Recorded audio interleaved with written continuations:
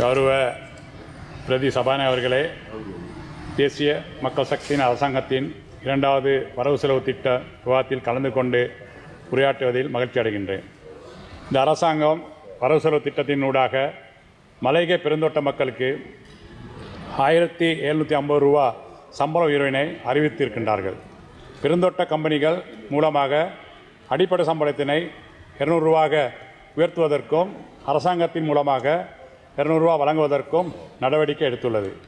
உண்மையிலே இது வரவேற்கக்கூடிய விடயம். பிரதி சபாநாயகர்களே, பெருந்தோட்ட மக்களுக்கு அரசாங்கத்தினூடாக சம்பள உயர்வினை வழங்க நல்லாட்சி அரசாங்கத்தில் முயற்சிகள் எடுத்தோம்.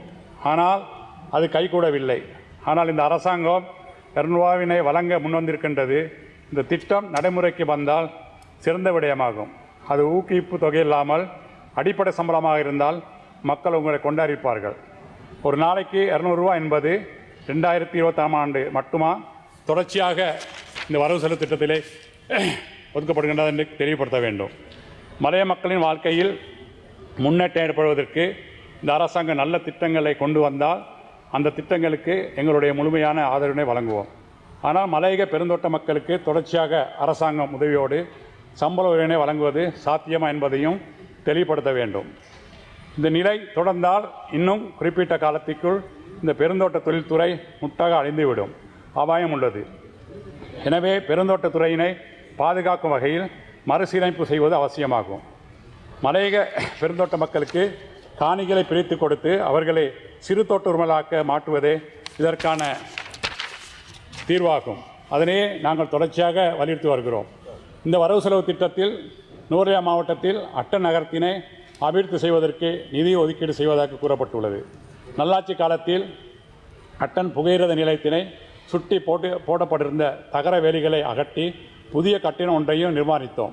ஆனால் ஆட்சி மாற்றத்தின் காரணமாக எங்களுக்கு தொடர்ச்சியாக அபிவிருத்தி பணிகளை முன்னெடுக்க முடியாமல் போயுள்ளது. அட்டன் நகரம் நுவரெலியா மாவட்டத்தில் மிக பிரதான நகரம். இந்த நகரம் அபிவிருத்தி செய்யப்பட வேண்டியது கட்டாயமானது. முறையான கழிவு அகற்றுதல், பேருந்து நிலையம் அபிவிருத்தி, வடிகால் அமைப்பு, வாகன தரிப்பிடம் என்பன இடம்பெறும் என நம்புகின்றோம். வைத்தியசாலைகளை அபிவிருத்தி செய்வதற்கு தரம் உயர்த்துவதற்கும் நிதி ஒதுக்கீடு செய்யப்பட்டுள்ளது. நுவரெலியா மாவட்டத்தில் சிறுநீரக நோயால் பாதிக்கப்பட்ட மக்கள் இரத்த சுத்திகரிப்பு டயாலிசிஸ் செய்வதற்கு கண்டிக்கு செல்ல வேண்டியுள்ளது. இவர்களின் நிலை கவலையாக இருக்கின்றது. இதற்கான வசதியினை இலங்கன் வைத்தியசாலையில் ஏற்படுத்தி கொடுத்தால் இலங்கன் வைத்தியசாலையை செய்து கொள்ள முடியும். நுவரெலியா மாவட்டத்தில் இயங்குகின்ற சில பிரதேச சபைகளுக்கு சில பிரதேச செயலங்களுக்கும் நிரந்தரமான கட்டிடங்கள் இல்லை. அதனை செய்வதற்கு இந்த அரசாங்கம் நடவடிக்கை எடுக்க வேண்டும் என கேட்டுக்கொள்கின்றேன். இந்த அரசாங்கத்தில் உள்ள மலையக உறுப்பினர்கள் ஏனைய மலையக பிரதிநிதிகளை மன்னிப்பு கேட்க சொல்வதையும் பதவி விலக சொல்வதையுமே வழக்கமாக கொண்டுள்ளது. எங்களுக்கு கிடைத்த ஆட்சி காலத்தில் அதிகமான வேலை திட்டங்களை நாங்கள் மலையக மக்களுக்காக செய்துள்ளோம். எங்களது ஆட்சி காலத்தில் உருவாக்கிய பிரதேச சபைகள் தான் உங்களுடைய உறுப்பினர்கள் இந்த ஆட்சி செய்து கொண்டிருக்கின்றார்கள்.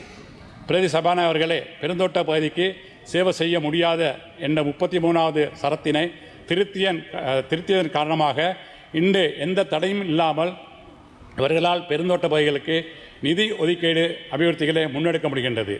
எங்களது ஆட்சி காலத்தில் மக்களுக்கான உருவாக்கிய பிரதேச செயலங்கள் தான் உங்களுடைய தேவைக்காக நோவட்டில் இருந்து அட்டனுக்கு மாற்ற முயற்சிக்கின்றீர்கள். நல்லாட்சி காலத்தில் இயற்கை அனர்த்தங்களால்